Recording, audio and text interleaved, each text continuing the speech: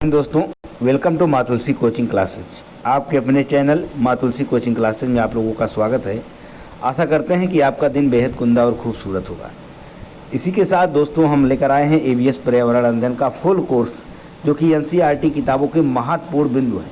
3, 4, 5 NCERT की किताब से आपको कहीं नहीं पढ़ना है, केवल महत्वपूर्ण बिंदुओं को हम निचोड़ लेकर आए हैं। आप इसी को देख लेंगे तो आपका ईवीएस तैयार हो जाएगा। तो क्वेश्चन की तरफ चलते हैं। यहाँ देखेंगे एनसीईएफ 2005 के अनुसार कक्षा 3 से 5 तक के पर्यावरण अध्ययन को कितने थीमों में बांटा गया है? आपको पता है 6 थीमों में बांटा गया है, जो इस प्रकार है। पहला है परिवार एवं मित्र, दूसरा है भोजन, तीसरा है पानी, चौथा है आवास, पांचवा है यात्रा, छठवां है हम चीज़ें कैसे बनाते हैं। चलते हैं क्वेश्चन की मधुमक्खी पालन। एनसीईआरटी का पहला जो आपका श्रेय है वो है मधुमक्खी पालन, जिसके बारे में जानकारी रखते हैं कि बिहार के मुजफ्फरपुर का बोचाहा गांव, कौन सा गांव है? बोचाहा गांव।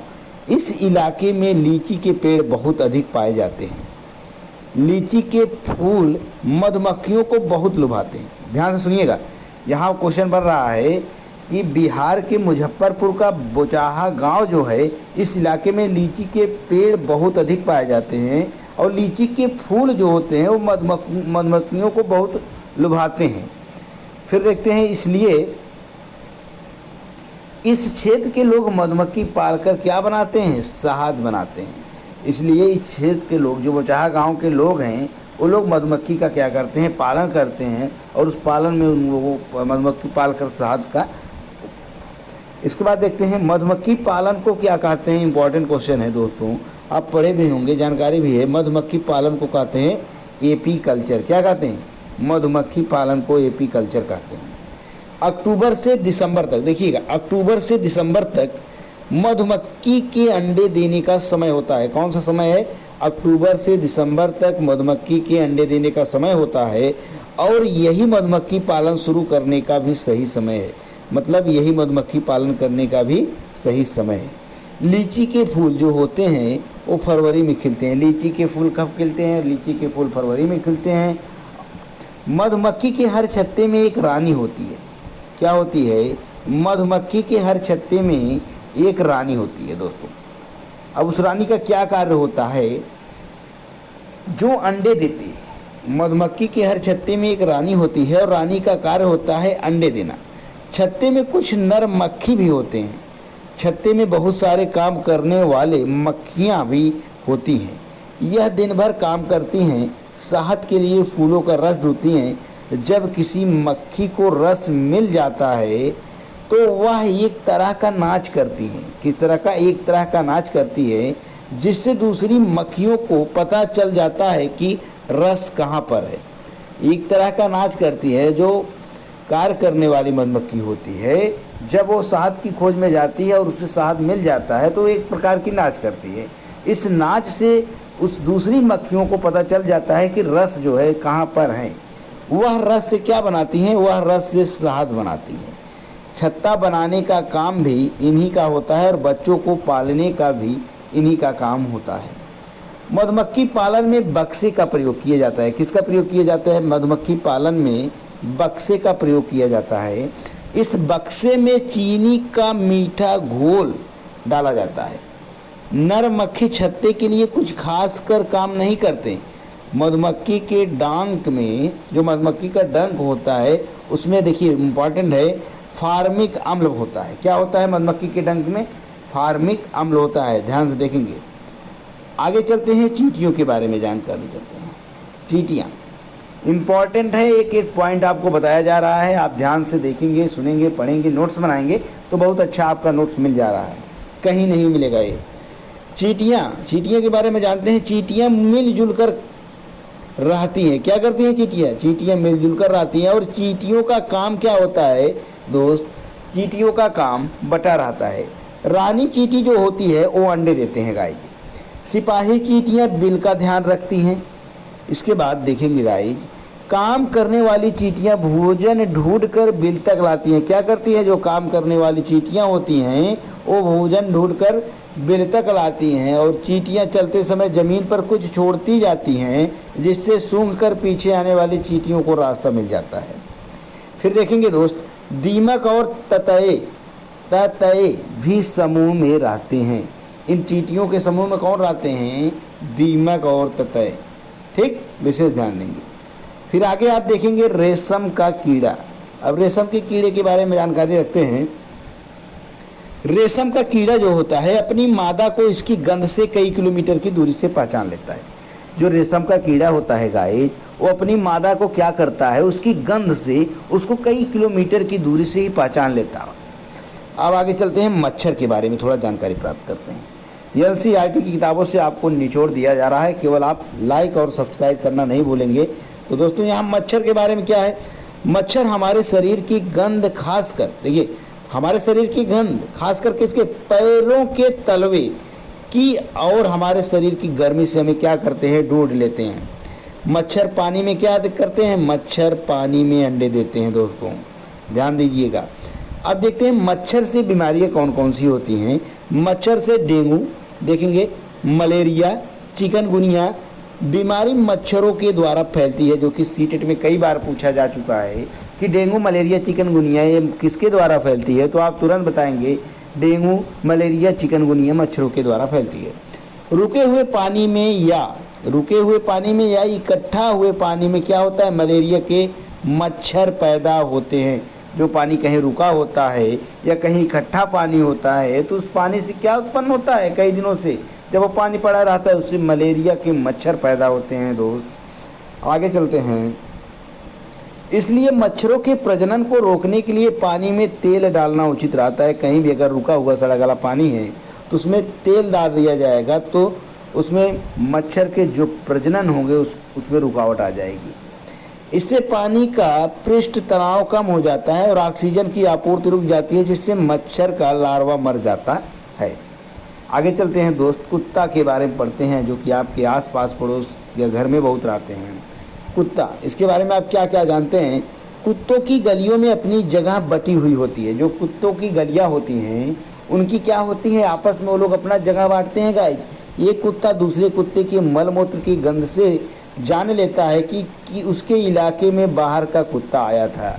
जैसे गाइज कुत्ते के एरिया जो होते हैं वो बटे होते हैं। अब वो जो पहला जिसका एरिया होता है, अगर कोई बाहरी कुत्ता आ गया और वहाँ मलमूत्र करके गया है तो कुत्ता जिसका एरिया होता है उसके मलमूत्र को सूंघ कर वह जान लेता है कि यहाँ कोई हमारे एरिया में बाहरी कुत्ता आया था। चलते हैं दोस्त, चूहे के बारे में जानकारी रखते हैं। चूहा क्या है, कैसे इसके बारे में जानकारी रखते हैं, देखेंगे। चूहों की देखने की क्षमता कम होती है गाइस। चूहों की जो देखने की क्षमता होती है गाइस वह कम होती है। इनके सूंघने, छूने और टेस्ट करने की क्षमता अधिक होती है। ध्यान से देखेंगे गाइस, इनके सूंघने, छूने और टेस्ट करने की क्षमता अधिक होती है, लेकिन देखने की क्षमता क्या होती है गाइस? वह देखने की क्षमता होती है कम। उल्लू की बात करते हैं तो यहाँ देखेंगे गाइस, उल्लू अपनी गर्दन पीछे तक क्या कर सकता है? उल्लू अपनी गर्दन को पीछे तक घुमा सकता है गाइस। उल्लू जो है वह अपनी गर्दन को पीछे तक घुमा सकता है। और मैना क्या करता है गाइस? झटके से अपनी गर्दन आगे पीछे करती है। मैना, जो कि पिछले सीटेट में पूछा गया था 2019 वाले में कि कौन सी ऐसा पक्षी है जो अपनी गर्दन को 90 डिग्री में तुरंत घुमा लेती है, तो झटके से अपनी गर्दन आगे पीछे कौन करती है? वह है मैना। विशेष ध्यान देंगे गाइस। अब चलते हैं, चील, बाज और गिद्ध का क्या कार्य होता है, किसका इसमें क्या खासियत होती है, उसके बारे में जानते हैं गाइस। देखिए, चील जो होती है गाइस, चील, बाज और गिद्ध हमसे 4 गुना अधिक दूर देख पाते हैं। मतलब गाइस, अगर हम किसी वस्तु को, यहाँ रखी हुई वस्तु को हम 2 किलोमीटर की दूरी से देख लेते हैं तो यही वस्तु को वो लोग हमसे 4 गुना दूरी से देख ही सकते हैं। 4 गुना मतलब 8 किलोमीटर दूरी से चील, बाज और गिद्ध इस वस्तु को क्या कर सकते हैं? देख सकते हैं। चील की पूंछ खांचे वाली होती है। चील की पूंछ कैसे होती है? खांचे वाली होती है। अब यहाँ देखते हैं गाइस, गिद्ध जो होता है वह मरे हुए, देखेंगे, गिद्ध मरे हुए जानवरों को खाकर जगह साफ कर देता है और आकाश में ऊंचाई पर उड़ता है। अब आप लोग एक पक्षी का नाम सुने होंगे, कलचिड़ी या इंडियन रोबिन, जो कि आपके एनसीईआरटी बुक में दिया भी गया है। कलचिड़ी या इंडियन रोबिन। कलचिड़िया पत्थरों के बीच अपना घोंसला बनाती हैं गाइज। जो कलचिड़िया होती हैं वो पत्थरों के बीच अपना घोंसला बनाती हैं। इनके घोंसले में पौधों की नाजुक टहनी, जड़ें, ऊन, बाल, रुई सब बिछा रहता है या छोटे छोटे कीड़े खाती हैं। इनकी चोंच अंदर से लाल होती हैं गाइज। देखेंगे कौवा की बात। कौवा के बारे में आप कितना जानते हैं गाइज? एनसीईआरटी क्या कहता है? कौवे के घोंसले में लोहे का क्या होता है? तार होता है गाइज, पूछा भी गया है। और लकड़ी की टहनियाँ जैसे चीज़ें भी होती हैं गाइज। कौवे के घोंसले में तार होता है और लकड़ी की टहनियाँ जैसे चीज़ें भी होती हैं। कौवा पेड़ की ऊंची डाल पर क्या करता है गाइज? घोंसला बनाता है। कौवा जो होता है वह पेड़ की ऊंची डालियों पर अपना घोंसला बनाता है। आगे देखते हैं कौवे की खासियत क्या है। कोयल अपना घोंसला नहीं बनाती हैं गाइज। कोयल अपना घोंसला नहीं बनाती हैं, तो वह रहती कहाँ है? वह कौवे के घोंसले में अंडे देती है, जो कि कौवा उसको अपने अंडे समझकर सेती है। कौवा अपने अंडों के साथ साथ कोयल के अंडों को भी क्या करती है? सेता है गाइस। इसको ध्यान से देखेंगे क्वेश्चन से। फाख्ता के बारे में आप क्या जानते हैं गाइस? उसको चलते हैं। फाख्ता। फाख्ता कैक्टस कांटों के बीच या मेहंदी की मेड़ में अपना घोंसला बनाती है। क्या करती है फाख्ता कैक्टस? कांटों के बीच या मेहंदी की मेड़ में अपना घोंसला क्या करती है गाइस? बनाती हैं। गौरैया। गौरैया के बारे में आप बहुत कुछ जानते हैं गाइस। गौरैया जो होती है, गौरैया अलमारी के ऊपर आईने के पीछे अपना घोंसला बनाती है। आगे देखते हैं बसंत गौरी। अब बसंत गौरी का कार्य क्या होता है गाइस? बसंत गौरी यह गर्मियों में टुक टुक करती रहती है। पेड़ के तने में गहरा छेद बनाकर उसमें अंडे देती है। चलते हैं गाइस कबूतर के बारे में जानकारी प्राप्त करते हैं। कबूतर पुराने मकान या खंडार में क्या करता है? घोंसला बनाता है। ठीक, आगे चलते हैं दर्जन चिड़िया। दर्जन चिड़िया क्या है गाइस? उसके बारे में जानकारी प्राप्त करते हैं। दर्जन चिड़िया अपनी नुकीली चोंच से पत्तों को सी लेती है। क्या करती है गाइस?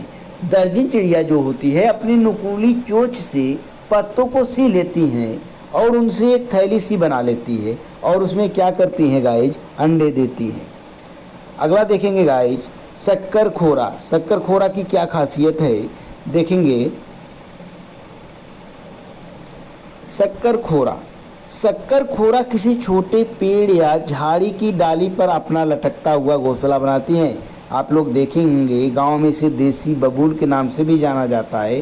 देसी बबूल की टहनियों शाखाओं पर आप देखे होंगे कि लटकता हुआ घोंसला गांव में देखने को बहुत मिलता है। और कौन सी पक्षी बनाती है? शक्कर खोरा, जो किसी छोटे पेड़ या झाड़ी की डाली पर अपना लटकता हुआ घोंसला बनाती है गाइस। आगे चलते हैं। इसका घोंसला जो होता है गाइस, इसका घोंसला बाल, मकड़ी के जाले, पतली टहनियों, बारीक घास, सूखे पत्ते, रुई, पेड़ की छाल के टुकड़े और कपड़ों के चीथड़ों से क्या होते हैं गाइस? बने होते हैं।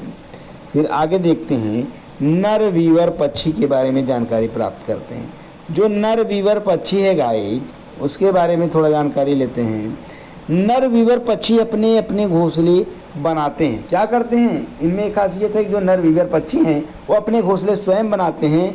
और मादा वीवर, मतलब अभी नर वीवर की बात की जा रही है, उसमें जो मादा वीवर, जो स्त्री वीवर हैं, उन सभी घोंसलों को देखती हैं और उनमें से जो घोंसला सबसे ज़्यादा पसंद आता है उसमें हुई वह अंडे देती हैं। ठीक, अगला है गाइस पक्षी के बारे में। भी इन पक्षियों के ब्रांड के बारे में हम लोग देखे थे। अब पक्षी के बारे में जानकारी प्राप्त करते हैं। पक्षी केवल अंडे देने के लिए घोंसला बनाते हैं। जब अंडों से बच्चे निकल जाते हैं तो वह घोंसला छोड़कर क्या करती है गाइस? उड़ जाती है। घोंसला छोड़कर पक्षी अलग अलग जगह चले जाते हैं, पेड़ों पर, जमीन और पानी में। ठीक, आगे चलते हैं गाइस। अधिकतर पक्षियों की आंखें उनके सिर के दोनों तरफ होती हैं। पक्षी एक ही समय में दो अलग अलग चीज़ों को एक साथ देख लेते हैं, यानी उन पर एक नज़र डाल लेते हैं। जब अलग अलग चीज़ों पर केंद्रित करते हैं तो उनका देखने का दायरा बढ़ता है और जब ये बिल्कुल सामने देखते हैं तो इनकी दोनों आंखें एक ही चीज़ पर होती है। ज़्यादातर पक्षियों की आंखें आँखों की पुतली घूम नहीं सकती, वह अपने गर्दन घुमाकर ही आसपास देखते हैं। पक्षियों के पंख उन्हें उड़ने में मदद करते हैं और उन्हें गर्माहट भी देते हैं। उनके नए पंख आते रहते हैं और पुराने झड़ते रहते हैं। कुछ पक्षी अलग अलग खतरों के लिए अलग अलग आवाज़ें निकालते हैं। जैसे उड़कर आने वाले दुश्मन के लिए एक तरह की आवाज़ और ज़मीन पर चलकर आने वाले दुश्मन के लिए दूसरी तरह की आवाज़ निकालते हैं। पक्षियों के कान दिखते नहीं हैं, लेकिन इनके सिर के दोनों तरफ छोटे छोटे छेद होते हैं जो पंखों से ढके रहते हैं। पक्षी इन्हीं की मदद से सुनते हैं। तो दोस्तों, आप लोग इसका नोट्स बनाते चलेंगे और ध्यान से वीडियो को देखेंगे तो अच्छा समझ में आएगा। कहीं से पढ़ने की ज़रूरत नहीं है। EVS मैं आप लोगों का कंप्लीट कराऊंगा। कहीं भी आप लोग EVS में 25+ करेंगे, केवल इस वीडियो को जितने पार्ट बनेंगे देखने के बाद। तो आगे चलते हैं दोस्त, हाथी के बारे में जानकारी प्राप्त करते हैं। हाथी क्या है उसके बारे में जानकारी प्राप्त करते हैं। हाथी को पानी और कीचड़ से खेलना बहुत पसंद है गाइज। देखिए यहाँ क्या रहा है कि हाथी को पानी और कीचड़ से खेलना बहुत पसंद है। इससे उसके शरीर को क्या मिलती है गाइज? इससे उसके शरीर को ठंडक मिलती है। ठीक, इसके बाद है हाथी के कान पंखे जैसे होते हैं। गर्मी लगने पर हाथी अपने कान हिलाकर क्या करती है गाइज? हवा लेती है। 3 महीने का हाथी 200 किलोग्राम का होता है। 200 किलोग्राम इसका वजन होता है। विशेष ध्यान देंगे गाइज, जो 3 महीने का हाथी होता है उसका वजन जो होता है वो 2 कुंटल का होता है। एक बड़ा हाथी दिन में 100 किलोग्राम से ज़्यादा पत्ते और झाड़ियाँ खा लेता है गाइज। पूछा गया क्वेश्चन है कि एक बड़ा हाथी दिन में 1 कुंटल, जिसे 100 किलोग्राम के नाम से जानते हैं आप, से ज़्यादा पत्ते और झाड़ियाँ खा लेता है। हाथी बहुत कम आराम करता है गाइज। क्या होता है? हाथी जो होता है वह बहुत कम आराम करता है। एक दिन में 2 से 4 घंटे सोता है गाइज। विशेष ध्यान देंगे कि हाथी जो होता है वह एक दिन में 2 से 4 घंटे ही सोता है गाइज। आगे चलते हैं। हाथी परेशानी आने पर एक दूसरे की क्या करते हैं गाइज? मदद करते हैं। परेशानी आने पर हाथी एक दूसरे की मदद करते हैं। हाथी के झुंड के बारे में हम जानकारी प्राप्त करते हैं गाइज। अब हाथी का झुंड क्या कहता है? झुंड में केवल हथनियाँ और बच्चे ही रहते हैं। ध्यान से देखेंगे, हाथी के झुंड में केवल हथनियाँ और बच्चे ही रहते हैं और झुंड की सबसे बुजुर्ग हथनी ही पूरे झुंड की क्या होती है? नेता होती है। जो उस झुंड की बुजुर्ग हथनी होती है उस पूरे झुंड की क्या होती है गाइस? नेता होती है। इस झुंड में 10 या 12 हथनी और बाकी बच्चे होते हैं। ये जो झुंड है हथनियों का, हाथियों का, इसमें 10 से 12 बच्चे होते हैं और बाकी है जो होते हैं बच्चे होते हैं। इस झुंड में 10 से 12 हथनी होती हैं और बाकी बच्चे होते हैं। 14 से 15 साल तक हाथी इस झुंड में रहता है, फिर वह झुंड छोड़कर क्या करता है गाइस? चला जाता है। चलते हैं स्लॉथ के बारे में जानकारी करते हैं। स्लॉथ के बारे में आप लोग पढ़े भी होंगे इस जानवर के बारे में। तो स्लॉथ है क्या? स्लॉथ के बारे में जानकारी पढ़ने। स्लॉथ दिखने में भालू की तरह होते हैं। जो स्लॉथ होते हैं ये दिखने में किसकी तरह लगते हैं? भालू की तरह, पर ये भालू से अलग होते हैं। ये दिन में करीब 17 घंटे पेड़ों से उल्टे लटक कर आराम से क्या करते हैं गाइस? सोते रहते हैं। और ये जिस पेड़ पर रहते हैं गाइस उन्हीं की पत्तियों को क्या करते हैं? खाते हैं। ये सप्ताह में एक बार ही शौच के लिए पेड़ से क्या करते हैं? नीचे उतरते हैं। जिस पेड़ में रहते हैं उसी के पत्ते खाकर अपना पेट भरते हैं। 40 वर्ष के अपने जीवन में ये सिर्फ 8 पेड़ पर ही घूमते हैं। इनका जीवन काल जो होता है गाइस स्लॉथ की 40 वर्ष होती है और इस 40 वर्ष के पूरे जीवन काल में ये सिर्फ 8 पेड़ों पर ही रहते हैं, घूमते हैं। आगे चलते हैं गाइस, बाघ के बारे में जानकारी करते हैं। बाघ है क्या उसके बारे में थोड़ा जानकारी प्राप्त करते हैं। देखते हैं, बाघ अंधेरे में हमसे कितने गुना ज़्यादा देखता है? 6 गुने। और बाज, चील, गिद्ध हमसे 4 गुना ज़्यादा देखते हैं, लेकिन बाघ अंधेरे में हमसे 6 गुना बेहतर देख सकता है। बाघ की जो मूंछें हैं वह हवा से हुए कंपन को क्या करती हैं? भाप लेती है, जिससे उसे शिकार की सही स्थिति का पता चल जाता है और इससे वो अंधेरे में रास्ता ढूंढ लेता है गाइस। आगे चलते हैं, फिर देखते हैं बाघ अपने इलाके में मूत्र करके अपने गंध छोड़ता है। दूसरा बाघ इस गंध को तुरंत पहचान लेता है गाइज। बाघ मौके के अनुसार अपनी आवाज़ बदलता रहता है। आगे चलते हैं गाइज। तो जैसे आप देखते हैं बाघ का गुर्राना 3 किलोमीटर दूरी तक सुना जाता है। बाघ का गुर्राना जो है वह 3 किलोमीटर की दूरी तक क्या होता है गाइज, सुना जाता है। बाघ के दोनों तरफ क्या होते हैं, बाघ के दोनों कान बाहर की आवाज़ इकट्ठा करने के लिए अलग अलग दिशाओं में बहुत ज़्यादा घूम भी जाते हैं। बाघ हवा से पत्तों के हिलने और शिकार की झाड़ियों में हिलने से हुई आवाज़ के अंतर को तुरंत भांप लेता है। बाघ जो होता है, जो पत्ते हवा से हिलते हैं और जो शिकार की झाड़ियों में हिलने से, मतलब किसी जानवर की टचिंग से हिलते हैं, उसको तुरंत भांप लेता है बाघ। आगे चलते हैं गाइज। अब सांप के बारे में जानकारी प्राप्त करते हैं। सांप क्या है गाइज, हमारे देश में केवल 4 तरह के जहरीले सांप होते हैं। जो हमारा देश है इसमें केवल 4 तरह के जहरीले सांप हैं। कौन कौन से गाइज, नाग हैं, करैत हैं, और फिर हैं दुबैया, नाम सुने होंगे गाइज आप लोग।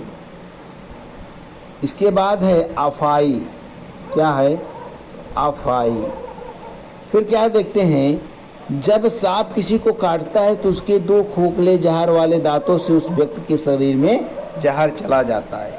कहने का अर्थ हुआ, जब सांप किसी व्यक्ति को काटता है तो उसके दांत क्या होते हैं गाइस, खोखले होते हैं, और उसी खोखले दांतों से उसका विष जो है उस व्यक्ति के अंदर चला जाता है।